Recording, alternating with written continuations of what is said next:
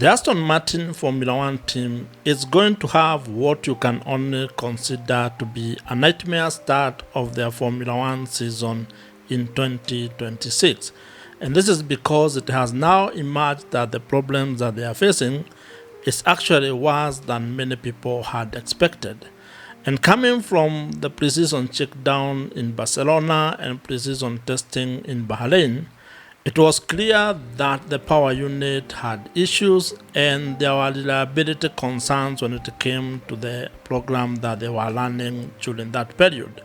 And of course, many people expected that they would not be starting the season at a good place, but at least they would be able to continue developing the car that they have as they continue to solve the problems that emerged during pre-season testing in Bahrain. But the situation at Aston Martin seems to be moving from bad to worse, and this became very clear during a press conference that was attended by team principal Adrian Newey. And in the spirit of being open about the issues that the team is facing, he mentioned that they are going to be running what they referred to as a restricted program during the Australian Grand Prix and probably in the subsequent races in China and Japan. And what that means is that they might actually not be able to run the car for the entire 58 laps on Sunday in Australia. And this is because the drivers actually say they could not be able to do the entire race given the vibrations that the car is experiencing at the moment. It is said that Fernando Alonso said he could only do 25 laps consecutively, with Lance Stroll also saying that he can only probably manage to do 15 laps. What this means is that at most, Aston Martin can only do 25, probably if they push it to 27 laps consecutively. And when you consider that the Australian Grand Prix requires you to do 58 laps, it means that Aston Martin probably is going to struggle to get to the half mark of that particular race. If this is the first time that you and I are meeting, I am Joe, and on this YouTube channel, I talk about Formula One and the business of Formula One, and I would really appreciate it if you would consider subscribing to this YouTube channel. This kind of information and revelation, of course, is not good for the Aston Martin team and supporters who support Aston Martin, because it means they are now not only going to be at the back of the grid, but they actually might end up having the first DNF of this particular season. And that's not a good place for any team to find itself in. And while teams have recovered from DNFs and ended up probably even winning championships, this is not the best place for Aston Martin because they were already on the back foot coming into this inaugural race in Australia. They needed this race so that they can actually even continue to understand the car and probably also check for other factors that they may have failed to test during the pre-season testing in Bahrain.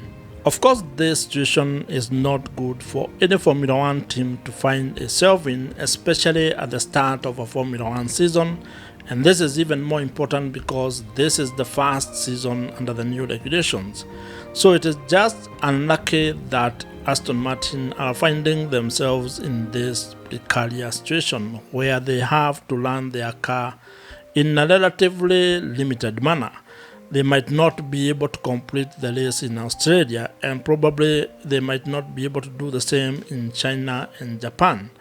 But it is our prayer and hope that they can be able to solve these issues as quickly as is possible, because the indications are that they seem to understand what is going on, where the vibration is coming from, how it is being transmitted across the chassis, and also being transmitted or transferred to drivers. And that's very important because the safety of the drivers is important. If you are an investor, an entrepreneur, or a business person, you know and understand that these things can happen. When you consider the amount of resources and money that Lawrence Stroll has invested in this particular team, and then seeing the kind of situation they are in, you kind of feel sorry for the investors and the entire team as a whole. But I think when you think of it from a business point of view, you can understand that these are things that happen in business, not just Aston Martin. Other entrepreneurs, investors, and business people have probably gone through such situation where your service or the product that you're developing is not yet at the level that you would want.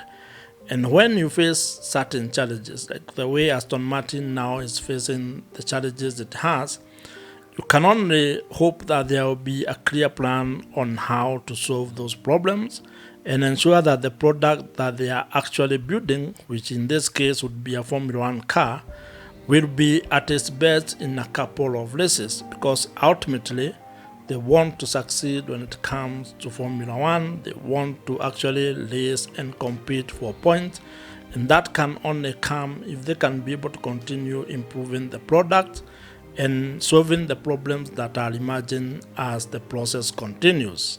And to me, this is the most interesting bit about Formula One, where if you are running a business, you can be able to see a bit of similarities between what is happening to the teams and what is happening on track to what actually happens behind the scenes when it comes to building a business. You can be able to pick certain lessons from Formula One and apply them to your business. Because while Formula One is a sport and it entertains millions of people across the world, it is also a business. And there are quite a bit of business principles that are applied in Formula One that probably many people are unable to see because they are seeing the front end of the sport. This is going to be it for this particular video. I hope you have found value. Watch the video on your screen right now. Subscribe to this YouTube channel if you have not. And I'm going to see you in my next video.